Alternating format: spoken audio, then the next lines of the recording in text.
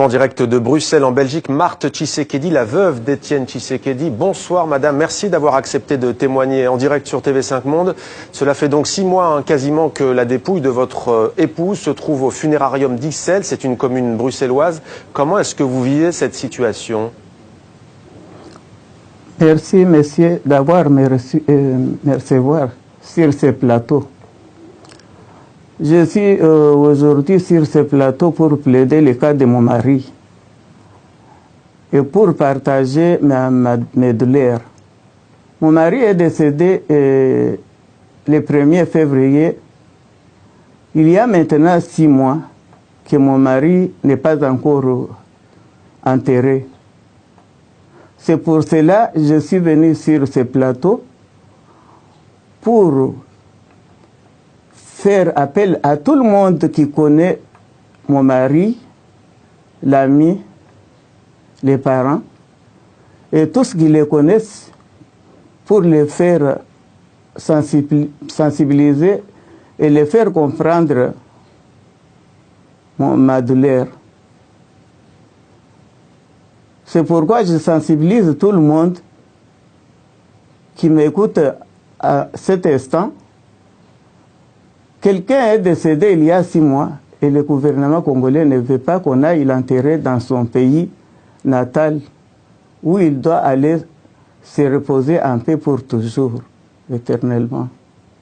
C'est pourquoi je fais aussi appel à tout le monde, à tous les présidents du monde, surtout les présidents africains et les premières dames de l'Afrique, pour savoir que dans notre coutume bantou, je n'ai jamais vu ça. C'est pourquoi c'est lui qui sent ma douleur. Il peut partager avec moi. Mais moi, je voulais aller enterrer mon mari dans notre pays, à côté de ses ancêtres. C'est pourquoi je fais appel et je sensibilise tout le monde. Marthe Tshisekedi, est-ce que vous êtes en colère aujourd'hui? Et si vous êtes en colère, contre qui? Non, ce n'est pas que je suis en colère, mais il faut aussi comprendre ma douleur et mes larmes aux yeux. C'est contre le gouvernement du pays, de notre pays, contre M. Kabila, qui ne voulait pas que mon mari qu'on aille enterrer mon mari au pays.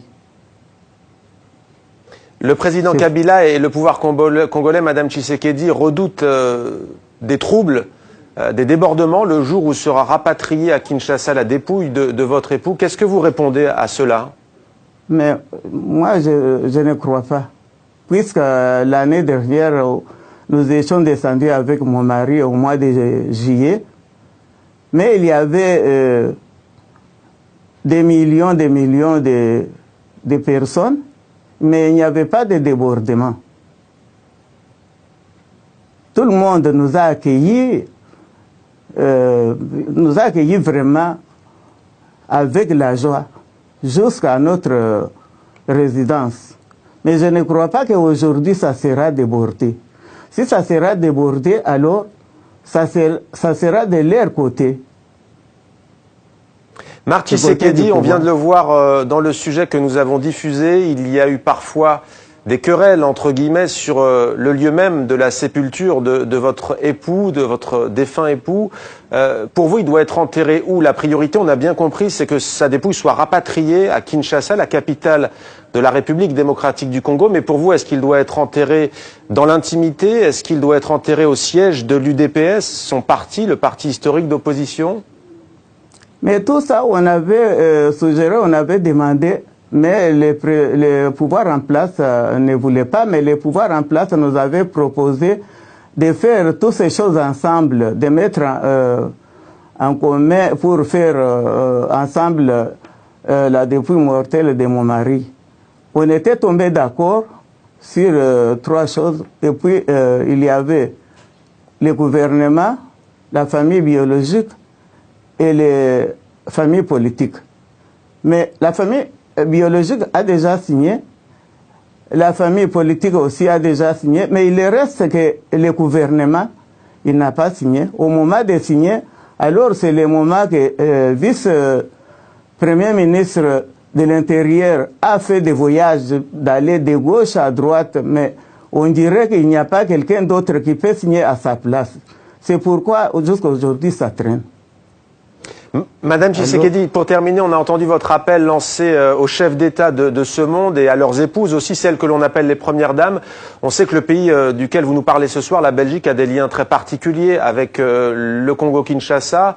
On sait aussi que la France a des liens importants avec ce pays. Est-ce que vous vous adressez en particulier à un président ou à une première dame ce soir? Non, mais j'avais déjà... je m'adresse à toutes les premières dames du monde, à toutes les premières dames d'Afrique surtout, pour qu'ils entendent aussi ma souci et ma douleur qu'ils doivent partager avec moi. Merci beaucoup. Je ne vois pas. Merci beaucoup Marc Tshisekedi d'avoir accepté donc de témoigner sur TV5 Monde en ces temps difficiles. Un entretien exclusif donc TV5 Monde que l'on peut revoir sur notre site internet et sur les réseaux sociaux de TV5 Monde. Merci Marc Tshisekedi.